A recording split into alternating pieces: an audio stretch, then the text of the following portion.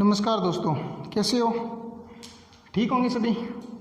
चलो ठीक है। देखो, हम पढ़ रहे थे मुगल काल, और मुगल काल के अंदर हम जो टॉपिक हमारा चल रहा था वो चल रहा था शाहजहाँ। शाहजहाँ की जो पहली वीडियो है वो मैंने डाल दी है, ठीक है। अब जो दूसरी वीडियो वो मैं आज वो लेके आ रहे हैं, हम पढ़ेंगे मुगल काल की जो सेकंड वीडियो है, ठीक है। इसका जो शासनकाल था वो कब से था? 1628 से लेकर 58 तक इसका शासनकाल है वो माना जाता है। हमने पढ़ लिया था भी 1656 तक पढ़ लिया था। 1656 तक हमने इसका शासनकाल है वो पीछे से हम पढ़ के आगे शुरुआती बातें वो पढ़ ली।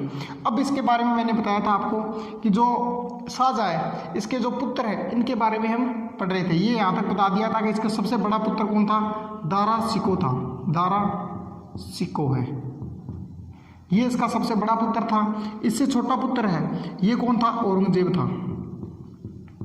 औरंगजेब। इससे छोटा पुत्र कौन है? औरंगजेब था। और इससे छोटा पुत्र था मुराद था। कौन था? मुराद। उससे छोटा पुत्र था शुजा। शाह शुजा, ठीक है। ये वीडियो ये मैंने बता दिया था, यहाँ तक हमने पढ़ लिया था। इस टाइम दारा कहाँ था? आगरा में था। कहाँ था? आगरा के अंदर था। औरंगजेब कहाँ था? ये भी आगरा के अंदर था। ये बातें मैंने बता दी आपको। मुराद कहाँ था? गुजरात के अंदर। कहाँ था? गुजरात के अंदर। शुजा कहाँ था? बंगाल के अंदर। बंगाल के अंदर। देखो, मुगलों का जो शासन चला रहा था वो मुराद है वो कहाँ चला रहा था? गुजरात के अंदर था। और ये कहाँ था? शुजा, ये बंगाल के अंदर था, ठीक है। और क्या है, अचानक से क्या है, शाहजहाँ बीमार हो जाता है। कब? 1656 के अंदर शाहजहाँ क्या बीमार हो जाता है। बीमार होने के बाद में ये खबर पहुंचती है शुजा के पास में। शुजा क्या करता है? बंगाल के अंदर अपने आप को स्वतंत्र शासक घोषित कर देता है। क्या कर देता है? स्वतंत्र शासक है वो घोषित कर देता है। कहाँ? बंगाल का स्वतंत्र शासक अपने आप को घोषित कर देता है। और उधर से जो मुराद है ये भी क्या कर देता है? अपने आप को स्वतंत्र शासक घोषित कर देता है। कहाँ? गुजरात का, ठीक है। ये दोनों अपने आप को शासक घोषित कर देते हैं। औरंगजेब इस टाइम चुप रहता है। क्या है? औरंगजेब इस टाइम शांत रहता है। और ये दोनों बढ़ते हैं आगरा की ओर। कहाँ बढ़ते हैं? आगरा की ओर जाते हैं, आगरा को विजय करने के लिए। आगरा के अंदर इस टाइम कौन है?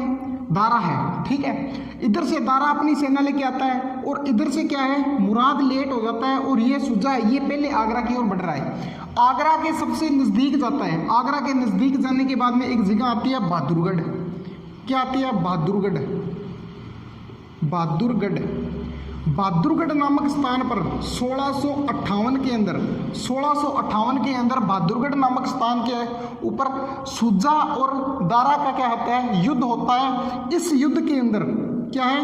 इस युद्ध के अंदर दारा है वो बुरी तरह से पीटता है किसको? शुजा को। और शुजा यहाँ से मार खाकर वापिस भागता है। कहाँ? बंगाल की ओर। ये वापिस कहाँ जाता है? बंगाल आ जाता है। कहा जाता है? बंगाल आ जाता है। इस बात की खबर पहुंचती है, इस बात की खबर पहुंचती है किसके पास में? मुराद के पास में।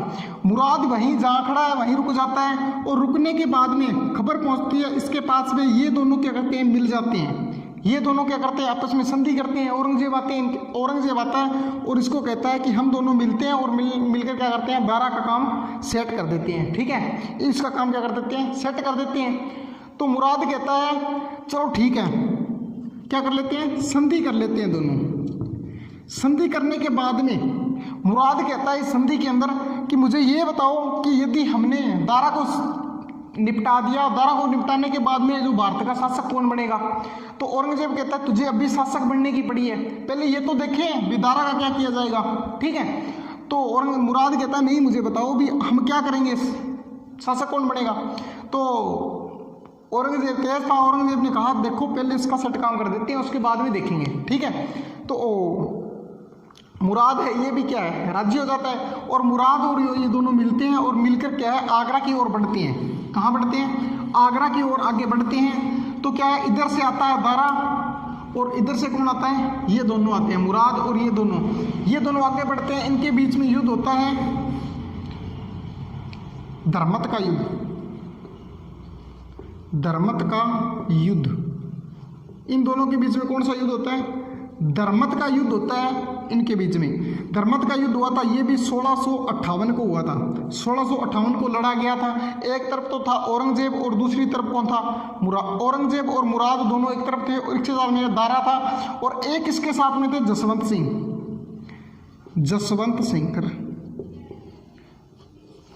सिंह थे, ठीक है। ये एक तरफ होते हैं। इस युद्ध के अंदर औरंगजेब विजय हो जाता है और जसवंत सिंह जी भाग जाते हैं और जो दारा है ये भी भाग खड़ा होता है। ये दोनों भाग जाते हैं और क्या है, औरंगजेब और ये दोनों विजय हो जाते हैं। आगे दारा सिको है, ये क्या करता है, एक बड़ी शाही सेना लेके आता है। उसी टाइम कुछ समय के बाद में क्या है, एक बड़ी सेना लेके आता है। कब? 1658 के अंदर फिर से युद्ध होता है 1658 के अंदर। अब की बार जो युद्ध लड़ा गया था वो लड़ा गया था रामूगढ़ का युद्ध।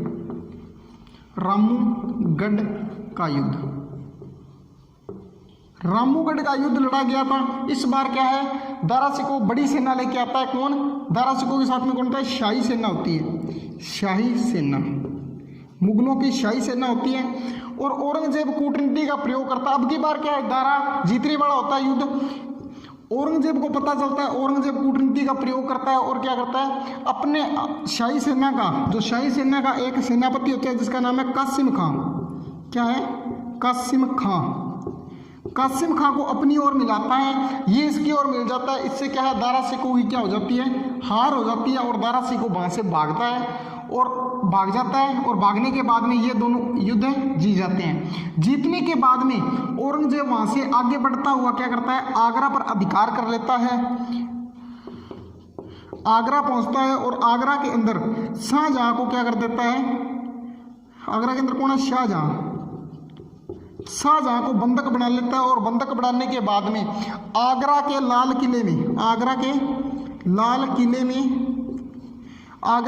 किले के शाह बुर्ज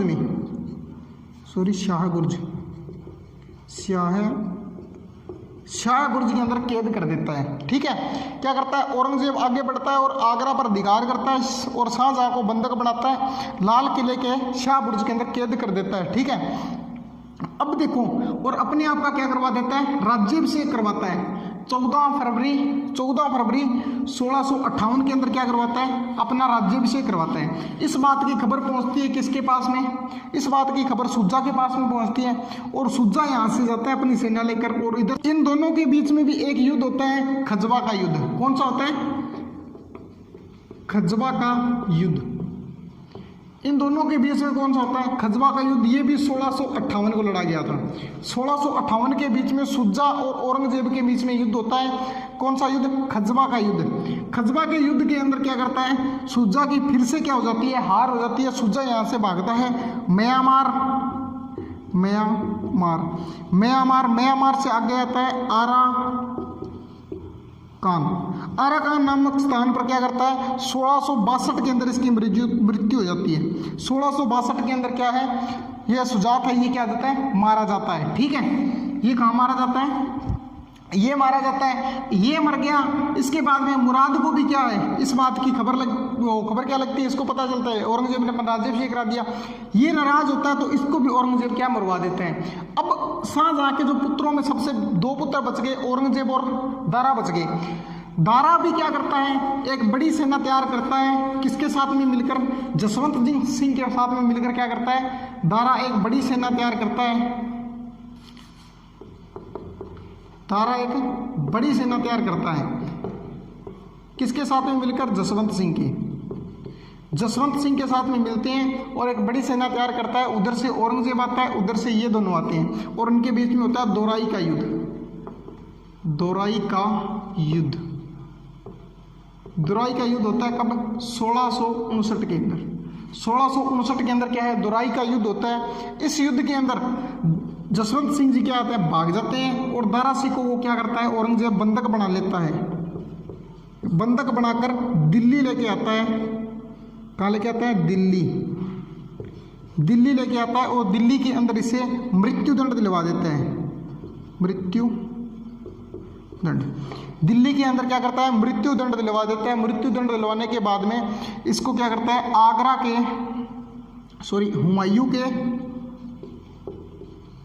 हुमायूं के मकबरे के अंदर दफना देते हैं। हुमायूं के मकबरे के अंदर क्या कर देता है, इसको दफनवा देता है। वही हुमायूं का मकबरा जो हिंदू बादशाहों के अंदर सबसे सुंदर मकबरा है, इसे बताया जाता है कि औरंग जो ताजमहल है, ताजमहल इसी का प्रेरणा स्रोत रहा है। क्या है, ताजमहल को बनाने का क्या है, इस यही प्रेरणा स्रोत रहा है। ठीक है, वही जो मुगल बादशाह में सबसे सुंदर मकबरा किसका है, हुमायूं का मकबरा है। इसी के अंदर क्या कर देता है, जो दारा सिख है इसको दफनवा देते हैं। और उसी समय क्या है, एक फ्रांसीसी इतिहासकार आया था इसी समय। कौन सा था, फ्रांसीसी इतिहासकार था जिसका नाम था बर्नियर आया हुआ था। बर्नियर ने कहा था कि आज जो भारत की जनता है, क्या है, आज जो भारत की जनता है वो भारत के भाग्य पर और दारा के भाग्य पर रो रही थी। क्या है, आज जो भारत की जनता है वो क्या है, दारा के भाग्य पर, किसके, दारा के भाग्य पर, और क्या है, भारत के भाग्य पर क्या है, रो रही थी। क्यों कहा था इस तरीका का बर्नर ने, ये जो लाइन है वो क्यों कही थी, क्योंकि जो दारा है इसको क्या है, मिनी अकबर कहा जाता है। यदि इस टाइम दारा शासक बनता, दारा क्या है, एक सैसनिक शासक था। ठीक है, सभी धर्मों का सम्मान करने वाला शासक था, एक अच्छा शासक था। ये अकबर के जो रूल हैं उसको फॉलो करता था। ठीक है, तो इसने कहा था कि अकबर मिल जाता, अकबर की झलक देखने को मिल जाती यदि दारा दोबारा से शासक बनता तो, दारा शासक बनता तो अकबर की झलक है वो देखने को मिल जाती। और दूसरी तरफ औरंगजेब को देखें तो औरंगजेब एक कट्टर मुसलमान शासक था। ठीक है, तो इसके स्वभाव को क्या है, जनता वो जानती थी। जनता ने इसीलिए इस बर्नियर ने कहा था कि आज क्या है, जो भारत की जनता है वो दारा के भाग्य पर और जो भारत का भाग्य है इस पर रो रही थी। ठीक है, अब क्या करता है औरंगजेब, दोबारा से अपना क्या कराता है, राज्याभिषेक करवाता है। अब इसके बाद में राज्याभिषेक क्या करवाता है, इसके बाद में क्या है, ये मरने के बाद में शाहजहां की भी क्या हो जाती है, कुछ समय के बाद में मृत्यु हो जाती है। शाहजहां की मृत्यु कहाँ हुई थी, आगरा के लाल किले में, आगरा के लाल किले के आगरा के लाल किले के शाह बुर्ज के अंदर क्या होती है, जो शाहजहां, इसकी क्या हो जाती है, मृत्यु हो जाती है। और मृत्यु के अंदर जो इसके दरबारी होते हैं वही इसको क्या करते हैं, मुमताज़ का जो मकबरा बनाए हुए हैं, मुमताज़ के मकबरे के अंदर क्या करते हैं, इस शाहजहां को क्या कर देते हैं, दफना देते हैं। और जो शाहजहां का जो शोक सभा थी, शोक सभा के अंदर औरंगजेब क्या है शामिल वह नहीं हुआ था। ठीक है, तो इसके बाद